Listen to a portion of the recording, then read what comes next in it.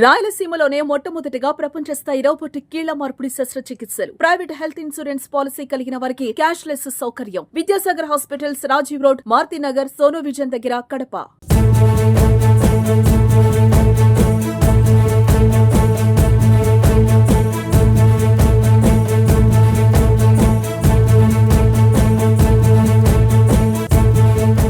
కడపలో మరో 2 రోజుల్లో మహానాడు వైభవంగా జరగబోతుంది. ఈ క్రమంలోనే రాష్ట్ర వ్యాప్తంగా కార్యకర్తలు కావచ్చు, నాయకులు కావచ్చు, ఇప్పటికే కడప మహానాడు దగ్గర చేరుకుంటున్నారు. టీడీపీ కార్యకర్తలు వివిధ రూపాలలో, అంటే నిన్న ఒక కార్యకర్త సైకిల్లో పలనాడు నుంచి రావడం జరిగింది. ఈ రోజు ఒక కార్యకర్త హైదరాబాద్ నుంచి రకరకాల వేషాలతో వచ్చి ఈ రోజు ఇక్కడికి మహానాడు దగ్గర తన ప్రదర్శన చేస్తున్నాడు. అసలు హైదరాబాద్ నుంచి ఆయన ఎందుకు వచ్చాడు ఏంటి ఆయన మాటలను అడిగి తెలుసుకుందాం. అన్న, చెప్పండి, మీరు ఒక వినాయకుడు రూపంలో ఇక్కడ ఒక ప్రదర్శన చేస్తున్నారు. అసలు మహానాడుకి ఎందుకు వచ్చారు మీరు? అసలు నమస్తే అండి, జై తెలుగుదేశం.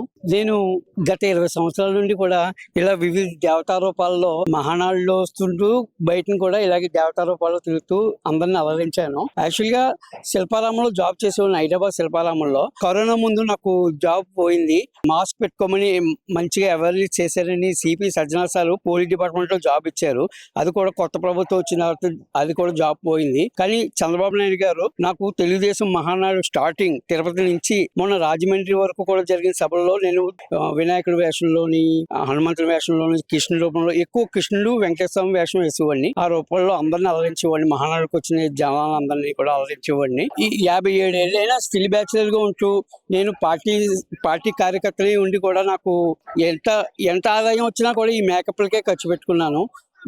ఆర్థిక పరిస్థితి దెబ్బతిన్నది. అందువల్ల వేషాలు వేసుకోలేకపోతున్నాను. అందువల్ల వినాయకుడి మాస్క్ తో ఇలా అలరించడానికి వచ్చాను. ఇప్పుడు రాజమండ్రి మహానాడులో చంద్రబాబు నాయుడు గారు ప్రభుత్వం లేనప్పుడు చక్రం తిప్పాలి, చంద్రబాబు నాయుడు గారి సీఎం అవ్వాలని, చక్రం తిప్పాలని చెప్పి వివిధ దేవతా రూపాల్లో తిరిగాను. అందుచేత మొన్న లెటర్ పెట్టుకుంటే నీకు కళాకారుల ఫంక్షన్ ఇస్తారు, స్టేజ్ మీద అనౌన్స్ చేస్తారని కానీ నేను ప్రత్యేకంగా హైదరాబాద్ నుంచి 2 రోజుల ముందుగానే మీ అందరినీ కలవడానికి వచ్చానండి. ఆయన ఆశీస్సులు ఉంటాయని చంద్రబాబు నాయుడు గారు స్టేజ్ మీద పిలిచి ఆయన చేతిలో పెట్టి చక్రం తిప్పిస్తాను. ఆయన తిప్పించి నాకు కావాల్సిన అన్ని కూడా అడుగుతాను. అంటే మీరు ఆర్థికంగా కూడా చాలా ఇబ్బందుల్లో ఉన్నారు. హైదరాబాద్ నుంచి కడప వరకు చేరుకున్నారు. అసలు ఏంటి ఇక్కడ అకామిడేషన్ ఏమన్నా ముందుగానే చూసుకున్నారా? ఏంటి ఎలా ఉండబోతుంది? అకామిడేషన్ ఏమీ చూసుకోలేదు.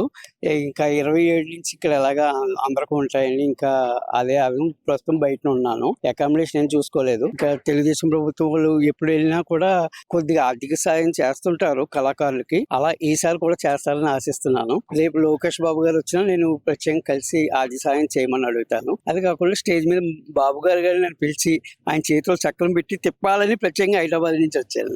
ఇంకోటి చెప్పండి అన్న, కడపలో మహానాడు జరగబోతుంది. అసలు మహానాడు కడపలో ఎలా జరగబోతుందని మీరు అనుకుంటున్నారు? ఊహించిన రీతిలో ఇప్పటి వరకు జరిగిన మహానాడుల కన్నా ఇది ఈ 3 రోజులు కూడా గొప్ప రీతిలో మహానాడు జరగబోతున్నది నేను ఆశిస్తున్నాను. అంటే దాదాపు హైదరాబాద్ నుంచి ఆయన ఎప్పుడంటే పార్టీకి ఎప్పటి నుంచో నేను ఒక కార్యకర్తను వివిధ వేషాలలో తన అభిమానాన్ని చాటుకుంటూ ఉండేవాడిని. నేను ఆ తిరుపతిలో మహానాడు నుంచి రాజమండ్రి మహానాడు వరకు నేను మా ఈ టీడీపీ మహానాడులకు వెళ్తే వివిధ వేషాలలో కార్యకర్తను అర్లించేవాడిని. చంద్రబాబు నాయుడు గారు నాకు కళాకారుల పింఛన్ ఇస్తానని చెప్పి మాట ఇవ్వడంతో నేను కడప మహానాడుకు వచ్చాను.